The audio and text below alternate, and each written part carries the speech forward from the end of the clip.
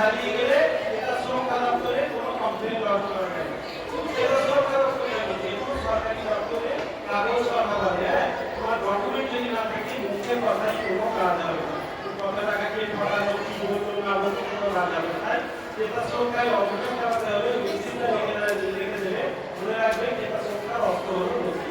এটা আমাদের দপ্তরে সাদা কাগজের উপর লেখার পর নাম, ঠিকানা, অ্যাড্রেস দিয়ে তোমার নাম, তোমার নাম কি করতে হবে, তুমি চাও যেটা টাকা দেবে চাও, জিনিসটা বাড়িয়ে দিতে চাও, এগুলো দিয়ে দেওয়ার পর এটা সরকার ওই যে রসিদ যেটা কিনেছো ওটা একটা জেরক্স দেবে, তার সঙ্গে কি দেবে, যদি তোমার ওয়ারেন্টি কার্ডের লিস্ট থাকে সেটা দেবে, দিয়ে আমাদের দপ্তরে জমা করবে।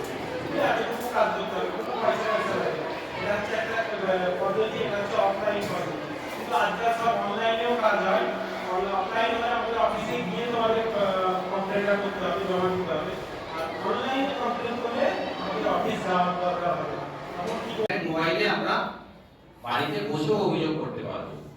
কিভাবে অভিযোগ করবে? ওই যে www.consumers.gov.in এই যে ওয়েবসাইটটা আছে, সার্চ বারে গিয়ে এইটা টাইপ করবে। টাইপ করার পর যখন সার্চ করবে, তারপর একটা উইন্ডো ওপেন হবে। সেখানে ওই উইন্ডোতে তোমাকে যে বিবরণ আমি আগে বললাম সেগুলো দিতে হবে, ডিটেইলস গুলো ভরতে হবে, এবং যে রসিদ আছে সেই রসিদটা স্ক্যান করে ওটা জমা করতে হবে, মানে সাবমিট করতে হবে, আপলোড করে সাবমিট করে দিতে হবে।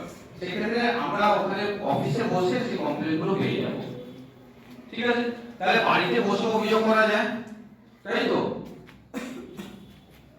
এবার এই যে উপভোক্তা বিষয়ক দপ্তর বা কনজিউমার প্রোটেকশন অ্যাক্ট, এই অ্যাক্টটি আমাদের দেশে 1986 সালে 24শে ডিসেম্বর আসে।